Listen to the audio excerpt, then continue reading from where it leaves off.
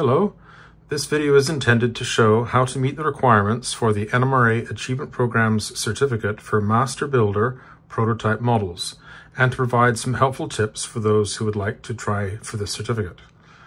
I've also prepared information videos for other certificates, which you can find on this YouTube channel. The certificate for prototype model is a little different in that it is a longer-term modeling project, and so I will cover this one in several parts as I work towards this particular certificate. The requirements for any of the Achievement Program certificates may be found at the NMRA's website, www.nmra.org. Once there, pull down the tab for Education and select Achievement Program.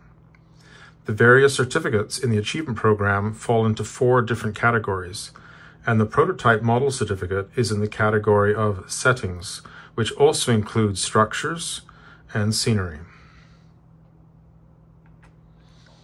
The prototype model category is actually the newest in the Achievement Program. It was only added back in 1987.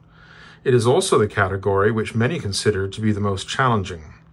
It goes beyond the Master Builder Scenery category, which calls for creating scenery in a prototypical manner and evaluates how well you can create a specific scene. Now, why do some consider it to be challenging? Firstly, it is a category which must be judged in person. It also requires a minimum of 6 individual models of different types in the scene. More on that in a moment. And it requires significant supporting documentation to be provided, such as photographs and plans. One thing that might make this easier is that there is no minimum size requirement. The model can be a portion of your layout, or it can be a separate diorama. The key thing is that all of these models are seen to be supporting the prototype scene and to be part of it. Now let's have a look at the specific requirements. So you are to construct an animated or static model of a prototype scene containing at least 6 models of prototype equipment or structures. 2 of the models must be scratch-built and the others super detailed. Now those are NMRA definitions which have to be met by those models, so more on those definitions coming up in the next slide. Of these models, at least 4 different types must be represented: rolling stock, railroad structure, caboose or passenger car, and motive power. The completed model will be judged in the following categories: terrain for 35 points, structures for 35 points, background for 15 points, lighting effects for 5 points, and realism and conformity for 35 points. Now the models can be those which have already been judged for other categories, such as Master Builder Locomotive, Master Builder Car, or Master Builder Structure certificates.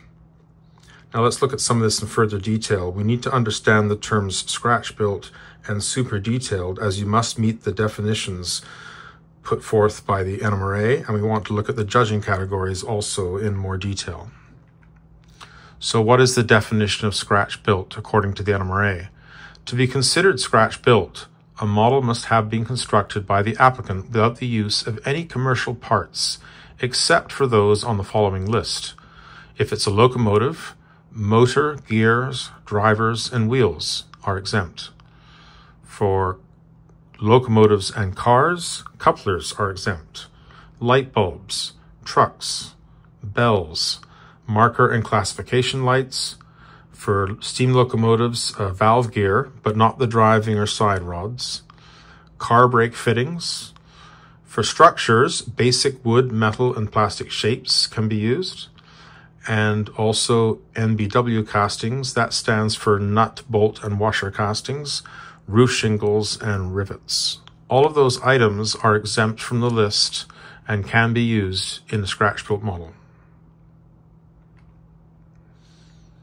A model is considered scratch-built if at least 90% by count of the model's pieces or parts, other than those specifically exempted in the list on the previous slide, are fabricated by the modeler.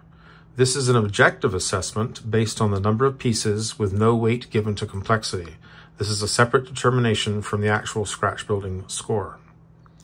The term scratch-built carries the implication that the builder alone has accomplished all of the necessary layout and fabrication which establish the final dimensions, appearance, and operating qualities of the scale model.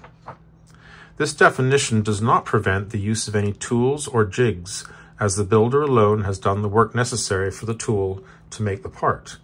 This would include drawings or computer files to control machines and tools such as CNC, automatic lathes, laser cutting machines, 3D printers, and so on. If a third party changes the builder's inputs, then the parts are not considered to be scratch-built. Now let's look at the definition of super detailed. To be considered super detailed, it is necessary that a model have considerably more detail of excellent quality than is usually expected. The quality of the detail is of more importance than is the quantity. The applicant may qualify with superior craftsman kits, providing that in the opinion of the regional AP manager, real individual craftsmanship has been demonstrated. There are also some models which fall within different categories that can be considered as super detailed.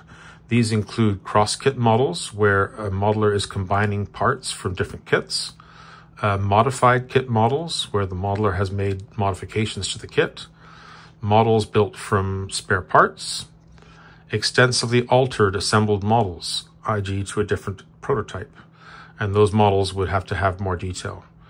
A good example of a super detailed model is one like if you take, for example, a freight car that you have added detail to it, such as freestanding grab irons, brake equipment underneath the car, that sort of thing.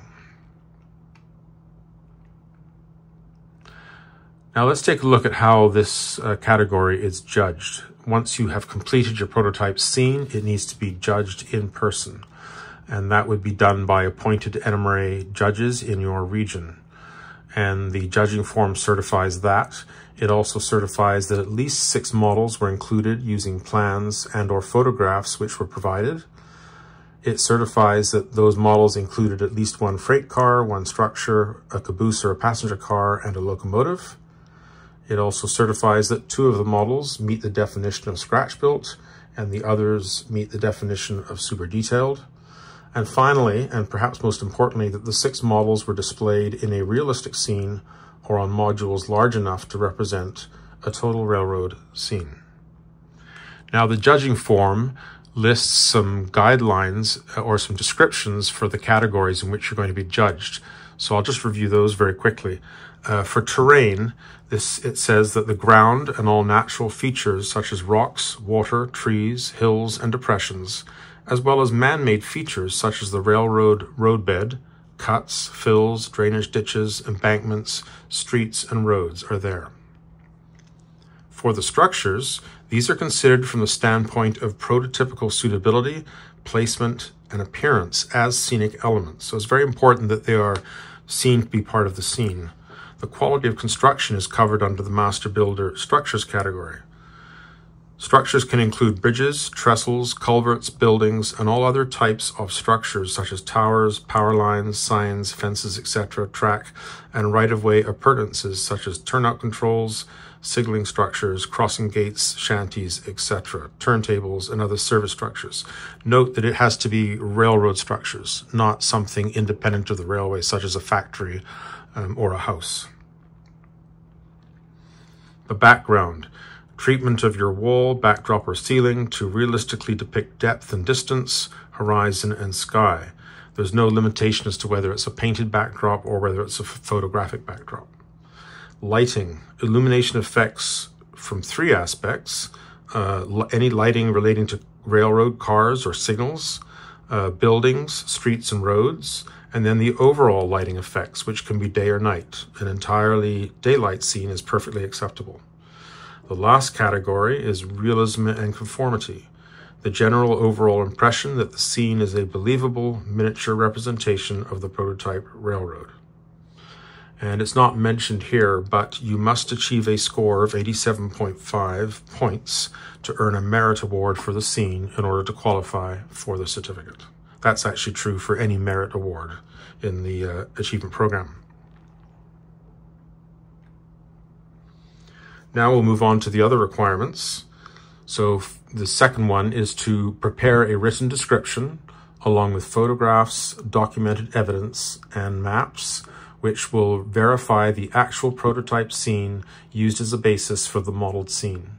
So I think it's important when you're selecting a prototype scene that it is one that you are going to have access to photographs and all of the other evidence that's required. The third requirement is that you must submit a completed statement of qualifications, an SOQ, which will include the signed merit evaluation form and supplemental material with photographs of both the model and the prototype. Now, there is not written, but there is also a very strong suggestion to provide a prototype photograph of the modeled scene and a photograph of the model which replicates that photograph as closely as possible. These photographs would include the 6 models which are to be included. So in other words, you're trying to replicate a prototype photograph with a model photograph using your diorama or your scene.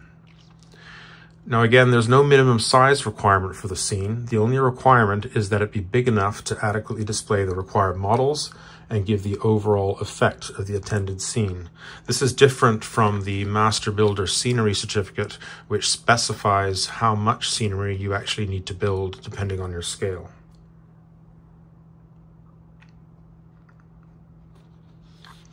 And here are the Statement of Qualifications forms for the Master Builder Prototype Models Certificate. Note requirement number 3 on both of these form pages for the written description, photographs, documented evidence, and maps to verify the prototype scene and to be used as a basis for the modeled scene. Also note requirement 4 for color photographs and a written description of the materials and methods used to build the scene. So this is a project that you're going to want to document in photographs as you proceed with the model work. And of course, that's very easy to do these days with our phones and our cameras. So there you have the requirements for this category. In part 2, I will share the selection of the prototype for my prototype model diorama, the various components I will need to model, and how I will meet the requirements. Thank you for watching. Please stay tuned for further installments as I work towards this particular certificate. Bye for now.